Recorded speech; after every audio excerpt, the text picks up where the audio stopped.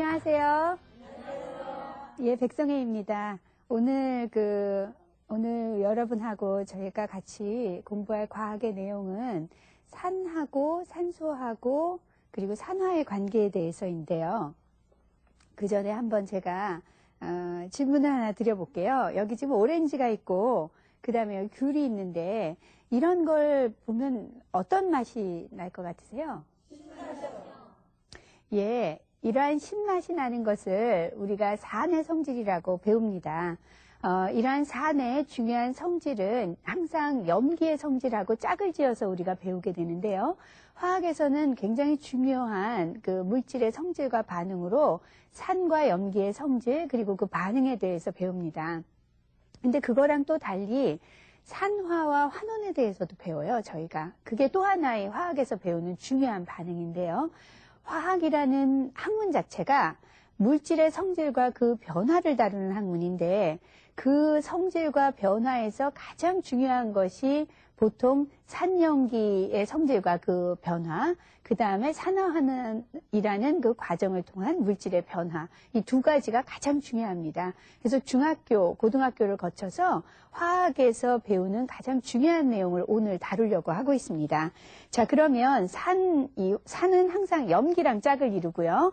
또 산화는 항상 환원과 짝을 이루는데 이러한 산은 항상 염기랑 짝을 이루고요. 산화는 항상 환원이랑 짝을 이루는데 이러한 산과 산화 이 둘 사이에는 사실은 아무 관계도 없는 것으로 학교에서는 많이 배우고 또 이것을 굉장히 구분하려는 노력들을 많이 하는데 오늘 저는 여러분한테 이 둘이 굉장히 긴밀한 관계가 있다는 사실을 얘기해 드리려고 합니다. 사실은 그렇게 전혀 다른 시각으로 다시 볼 수 있어야 이러한 학문이라는 것에 대한 이해가 갑자기 이렇게 늘어날 수 있거든요. 자, 산과 산화를 연결시켜 드리기 위해서 제가 가지고 온 중요한 물질이 바로 산소라는 것인데요. 산소 아시죠? 자, 이 산소와 산과 산화의 관계를 오늘 이해하시면 굉장히 중요한 걸 아시는 것입니다. 자, 그런데 어떤 점이 공통점일까요? 보면 모르세요? 산이라는 말이 공통적이죠. 그쵸? 그런데다 놀랍게도 이 산은 모두 똑같은 한문을 씁니다. 같은 산인데 제가 한문을 잘 그려볼 테니까 보세요. 이게 산자예요. 그런데 이 산을 표현할 때 이러한 산을 쓰고 그 다음에 산화라는 것이 산으로 된다는 뜻이에요.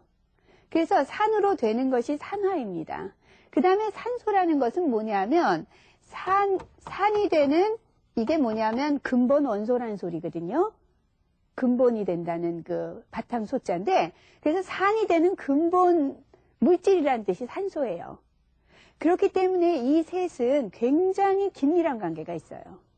자, 그런데 이렇게 이제 굉장히 긴밀한 관계가 있지만 우리는 이것을 따로따로 배우게 되고 항상 산은 산과 염기 반응으로 산화 환원 반응으로 구분을 하죠. 자, 아까 이 산의 성질 중에 하나가 제가 신맛이 난다고 했어요. 그쵸? 자, 신맛이 나는 것 이외에도 산에 또 중요한 특징이 있습니다. 짝을 이루는 염기는 대신에 쓴맛이 난다 그래요. 그런데 사실은 이렇게 맛 가지고 구분하는 건 참 위험합니다. 왜냐하면 이 맛보다가 어떻게 될지 모르거든요, 사람들이. 그래서 가능한 한 이런 성질들을 맛을 보지 않고 우리가 구분하려고 노력을 하는데요. 18세기만 하더라도 사람들이 어떤 물질을 새로운 걸 만들면 맛을 많이 봤어요. 그러다가 원인 모를 병에 시름시름 앓다가 죽은 과학자들도 꽤 있습니다. 그 중에 한 사람이 바로 이런 것들을 구분하는 중요한 역할을 했던 이 산소라는 물질을 발견한 셀레라는 네덜란드 과학자가 있는데요. 이 사람은 약제사였어요. 그래서 굉장히 많은 약을 다루면서 다양한 물질들을 만들어냈는데 만든 것마다 먹어봤어요. 그래서 이 사람은 결혼도 하기 전에 약혼녀를 두고 시름시름 앓다가 죽은 것으로 유명합니다.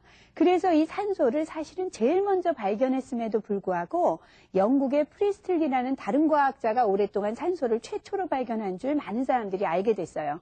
왜냐하면 발견해 놓고서도 일찍 죽는 바람에 자기가 이렇게 중요한 물질을 발견했다는 것을 널리 알릴 기회가 없었다 그래요. 자, 그래서 맛을 봐서 어떤 성질을 이야기하는 건 상당히 위험하기 때문에 우리는 대신에 산과 염기의 성질을 이야기할 적에 지시약이라는 걸 씁니다. 다양한 지시약이 있는데 산이냐 염기냐 혹은 산도 염기도 아닌 걸 우리가 중성이라 그러거든요. 그런 어떤 물질인지를 우리가 이해하기 위해서 보통 이제 여러 가지 지시약을 쓰는데 그 지시약 중에 중학교에서 흔히 배우는 BTB라는 용액이 있어요. BTB라는 용액은 산성액인지 중성액인지 염기성 액인지를 쉽게 구분을 해주는데요. 제가 여기 지금 깨끗한 물을 한 잔 받아왔습니다. 이 물에 제가 이 용액을 떨어뜨리면 자, 무슨 색깔이 나는 것처럼 보이세요? 예, 이렇게 청록색 빛이 나죠? 그러면 제가 이러한 물이 아니고 우리가 흔히 가정에서 왜 하수구나 뭐 변기가 막혔을 때 붙는 액 있죠? 그러한 하수구 막힌 곳을 뚫는 그러한 액을 한번 제가 따라서 이것이 어떤 액성을 가지는지 한번 보죠. 자, 보시면 어떤 색이 나죠? 예, 훨씬 파란빛이 나죠? 자, 그러면 우리가 알칼리성 이온 음료라고 들어보셨어요? 그런 우리가 스포츠 음료들이 꽤 많이 시중에 파는데 이 알칼리가 염기에 해당이 되거든요. 그럼 정말 이 알칼리성 음료가 염기성인지 한번 보죠. 우선 염기성인지 보려면 그 전에 진짜 염기가 이것이 염기성을 나타낼 때 이런 색이 나타나는 거거든요. 한번 비교해 보시면 알 수 있을 텐데요. 자, 무슨 색으로 변했죠? 노란색이요. 예, 노란색으로 변했죠? 그러니까 우리가 알칼리성 이온 음료라고 이야기하는 것이 사실은 이러한 염기성이 아니라는 것을 의미해요. 그래서 이렇게 노란색으로 변하는 것은 사실은 이제 산성인데요. 한번 우리가 산이라는 것의 전형적인 게 염산이거든요. 우리 위산도 염산인데요. 그러한 염산은 전형적인 산인데 이러한 지시약에 어떠한 색으로 변하는지를 한번 비교해 보시면은요. 어떻게 됐죠? 염산에 노란색으로 변했죠?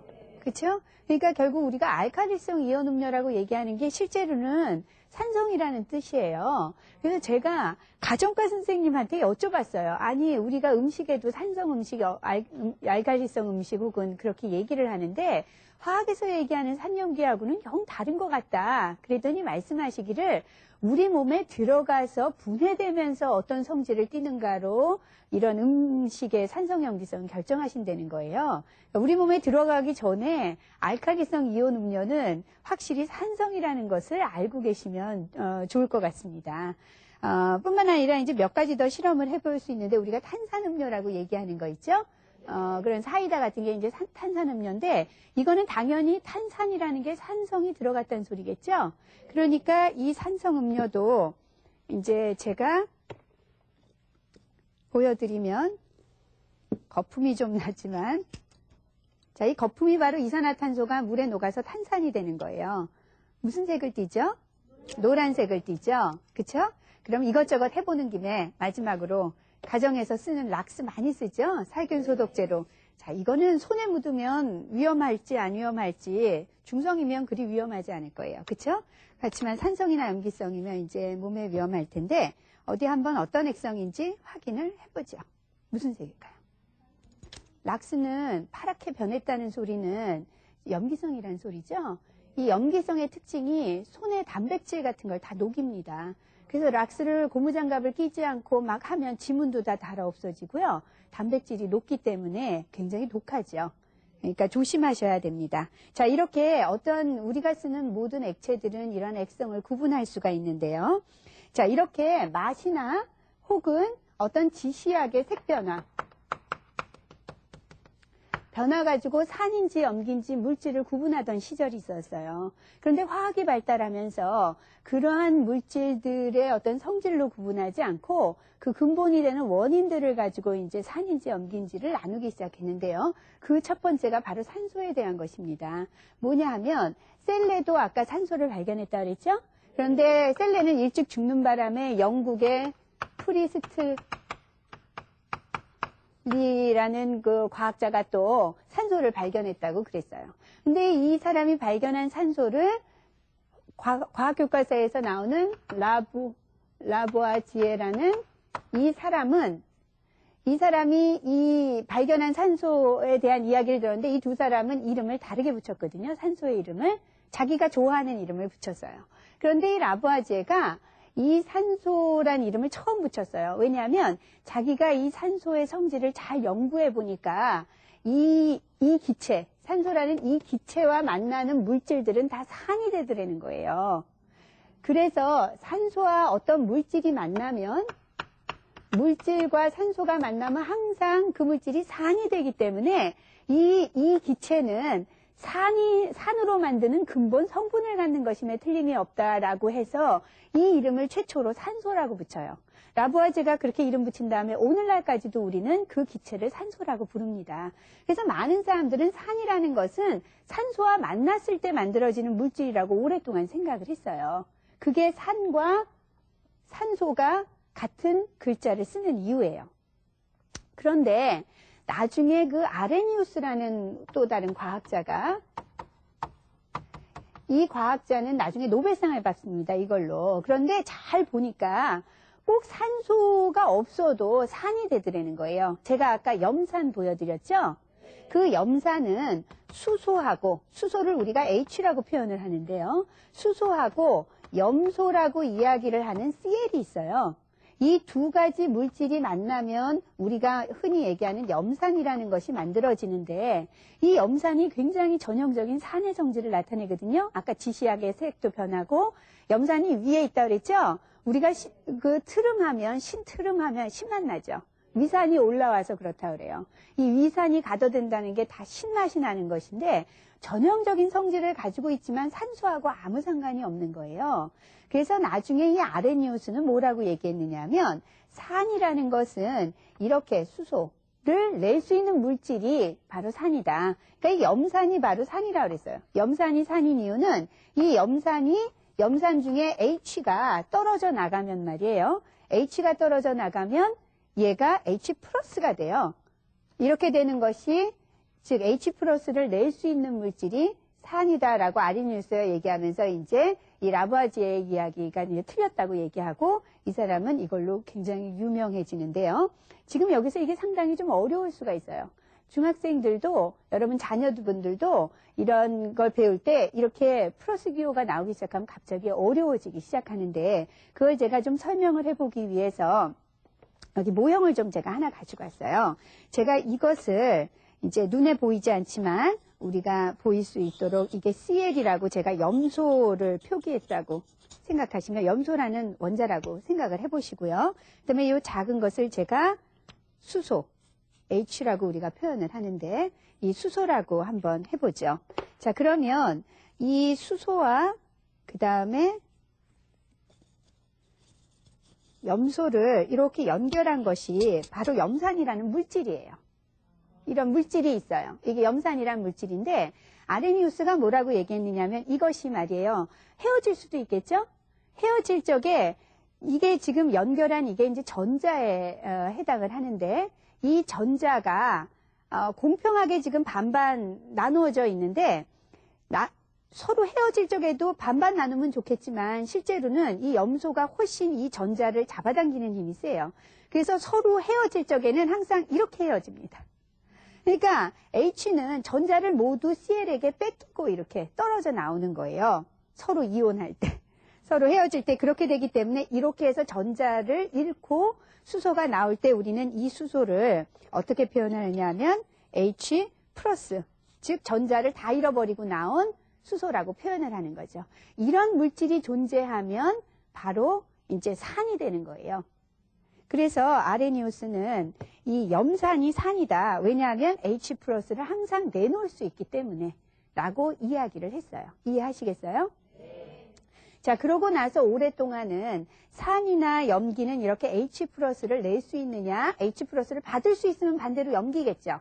산과 염기는 항상 반대말이기 때문에 H+를 낼 수 있는 HCl이 산이라면 그럼 HCl을 이렇게 있을 때 이 Cl-는 H+를 나중에 받을 수 있죠. 다시. 그렇죠? 그러면 얘는 염기가 되는 거예요. 그렇게 해서 산과 염기는 항상 H+를 받을 수 있느냐 이렇게 이제 설명을 하기 시작했는데요. 그러다가 나중에 과학이 발달하면서 그 꼭 H가 아니어도 산이나 염기가 될 수 있다는 사실을 알게 됐어요. 자, 여러분 혹시 암모니아라는 거 아세요? 예, 화장실에서 나는 고약한 냄새인데 이 암모니아가 질소라는 물질하고 수소가 3개 붙어 있으면 이것을 우리가 암모니아라고 불러요. 그런데 이 암모니아는 수소밖에 없죠, 지금. 붙어 있는 게 질소하고 수소밖에 없는데 얘가 그러면 산성을 나타내야 되잖아요. 근데 이 암모니아는 전형적으로 염기성을 나타내는 물질입니다. 그래서 이 H+를 낸다 받는다는 것이 중요하지 않다는 사실을 또 알게 됐어요. 그래서 오늘날 루이스라는 과학자가 뭐라고 얘기했느냐면 이 암모니아의 특징은 이 질소 쪽이 아까 왜 염소하고 수소 있을 때는 염소 쪽으로 전자가 다 빼앗겼죠. 그런 식으로 그러면 염소가 전자가 풍부하거든요. 그런 걸 우리가 그럴 때 염소를 우리가 염기라고 아까 얘기를 했는데 이 질소도 전자가 굉장히 풍부해요. 그래서 아무래도 이것이 염기인 이유는 질소 때문이다 라고 해서 루이스가 산이라는 것은 전자를 받을 수 있는, 전자가 부족해서 전자를 받을 수 있는 물질이고 염기는 전자를 줄 수 있는 물질이라고 얘기를 했어요. 이 암모니아가 염기인 이유는 질소가 전자가 풍부해서 전자를 줄 수 있기 때문이라고 생각을 한 거죠. 자, 그래서 이렇게 전자라는 개념을 가지고 이제 산과 염기를 다시 정의하기 시작해요. 자, 그러면 산소랑은 지금까지 또 관계를 잃어버렸는데 산소는 어떠한 일을 할까? 산소는 전자를, 이 산소라고 우리가 얘기하는 이 물질은 특징이 전자를 잡아당기는 능력이 있습니다. 빨아들이는 힘이 산소보다 큰 것들도 몇 개 있지만 산소가 물질 중에서 굉장히 큰 것 중에 하나예요. 그러니까 어떠한 물질이든 산소를 만나면 어떻게 되느냐 하면 산소 쪽으로 전자를 잃게 돼요. 그러니까 항상 이 물질은 어떻게 되느냐 하면 전자를 잃어버리면 무슨 능력이 생길까요? 전자를 받을 수 있는 물질이 돼버리겠죠? 전자를 산소 쪽에 빼앗겼으니까. 그래서 항상 산소를 만나면 산이라는 물질이 된다고 생각을 한 거예요. 이해하시겠어요? 즉, 그 전에는 이제 라부아제가 생각할 적에는 이 산소만 만나면 모든 물질이 산이 되더라. 라고 해서 우리가 이제 산소와 산을 연결시켰다가 한동안은 수소로 관심이 쏠리면서 잃어버렸죠. 그 관심사를. 그러다가 다시 루이스가 전자를 이야기하기 시작하면서 산소의 특징이 전자를 빼앗는 능력이 큰 물질이에요. 큰 물질. 산소라는 것이 전자를 빼앗는 능력이 큰 물질이다 보니까 항상 어떤 물질이 산소를 만나면 전자를 잃고 이 물질이 산이 된다는 것을 알게 된 거예요. 자, 그렇게 돼서 이제 산소와 산이라는 것이 전자의 개념을 가지고 이제 설명을 하게 됐는데요. 자, 그러면 수소는 어떻게 됐을까? 그 사이에 우리가 한참 수소가 산이라고 얘기했는데요. 수소에 H+가 있어야지 저희가 산이라고 얘기했죠? 이것은 전자를 잃어버린 물질이죠. 그렇죠? 그렇기 때문에 얘는 전자를 받을 능력이 생긴 거예요. 그래서 이러한 물질이 있으면 항상 산이라고 이야기를 합니다. 자, 제가 한번 화면을 준비했는데요. 보시면 이 염산의 경우에 이러한 염산이 떨어지면서 아까 이 Cl 쪽으로 전자가 몽땅 가버리겠죠? 그러면은 이쪽이 음을 띈다고 우리가 얘기하고 전자를 잃어버리고 떨어져 나온 수소를 우리가 양을 띈다고 이야기하는데 이것은 전자를 이제 받을 능력이 생기는 거죠. 상대적으로 이것은 전자를 줄 능력이 생기고 그래서 이것이 산이 된다고 생각하시면 되고 이것이 염기가 된다고 생각하시면 되는데요. 아레니우스는 이렇게 HCl 같이 이러한 수소를 내놓을 수 있는 이 물질을 산이라고 얘기했어요. 그랬는데 루이스의 전자의 정의에 보면 이것은 산도 염기도 아닙니다. 이렇게 됐을 때 비로소 이것이 전자를 받을 수 있기 때문에 얘가 산이 되는 거죠. 물질 자체의 초점이 달라지는 겁니다. 그래서 우리가 중학교 교과서 중에 이제 염산 대신에 황산이라는 게 있어요. 황산 중에 진한 황산과 묽은 황산이 성질이 다르다는 걸 배웁니다. 그런데 진한 황산이라는 게 이렇게 돼 있는 상태예요. 묽은 황산이라는 것이 이것이 떨어져 나오고 이쪽이 황산의 나머지 부분이 있는 상태겠죠. 자, 그렇기 때문에 이 물질이 존재하는 것이 묽은 황산이고 이 물질이 존재하지 않고 이렇게 있는 게 진한 황산의 상태예요. 그러니까 진한 황산과 묽은 황산은 존재하는 물질이 지금 다르죠. 이것이 있어야 전자를 받을 수 있는 상태가 됩니다. 이렇게 있을 때는 이미 결합하고 있기 때문에 전자를 주거나 받질 않아요. 그래서 두 물질은 성질이 다르다고 배웁니다. 우리가 뭐 물로 물켰을 뿐인데 성질이 같지 않을까라고 생각하지만 성질이 다른 이유는 이렇게 산이냐 아니면 결합하고 있어서 아직 전자를 주거나 받을 능력이 없느냐 이걸로 이제 구분을 한다는 것 잊지 마시고요. 자, 그럼 이제 산화의 관계를 설명을 해드려야 되겠는데요. 산화라는 게 산으로 된다는 뜻이라고 말씀드렸죠? 네. 자, 그래서 제가 산화라는 것을 어떻게 설명을 하느냐 하면 산으로 되는 과정이에요. 산화 과정이라는 것이. 자, 물질, 어떤 물질이 있어요. 물질 A가 있는데 그것이 전자를 잃어버리게 되면 전자를 잃으면 이러한 물질은 산이 되는 거예요. 즉, 이 산이라는 것이 전자를 받을 능력이 생기겠죠. 가진 물질, 즉 산이 됩니다. 이 과정을 우리가 산화라고 이야기를 하는 거예요. 산으로 된다는 뜻이에요. 아시겠어요? 이런 관계가 있죠. 산과 산화와 어떤 물질과의 관계인데 보통 전자를 잃으려면 아까 산소를 만나면 그런다고 처음에 생각했다 그랬죠? 산소가 바로 전자를 잃게 하는 작용을 하기 때문에 그렇게 생각하게 된 거죠. 다른 물질이 있는데 이 물질이 만약에 전자를 얻게 되면 자, 잃었다면 그 전자를 누군가 받아야 되겠죠? 그래서 전자를 얻게 되면 우리가 이 과정을 환원이라고 대신에 얘기하겠죠? 그러면은 무엇이 되겠어요? 이제 염기가 될 텐데 이 물질은 전자를 이제 전자를 얻게 됐으니까 전자를 줄 능력이 생기겠죠. 전자를 줄 능력을 가진 물질이 될 거예요. 자, 그래서 산과 염기는 상대적으로 다른 능력을 갖고 있는데 그 과정에서 전자를 잃으면 산이 되고 전자를 얻으면 염기가 된다는 것. 그러면서 이 물질 A와 B는 항상 같이 반응을 해야 산염기가 만들어지겠죠. 자, 그렇게 해서 산과 염기와 그 다음에 산화환원, 그 다음에 산소의 관계를 제가 정리를 해드렸는데요. 한번 오늘 수업이 상당히 어려웠으니까 정리하는 화면을 같이 보시죠. 우리는 흔히 레몬이나 오렌지를 먹을 때 시큼한 맛이 나는 이유를 산이 있기 때문이라고 생각하는데요.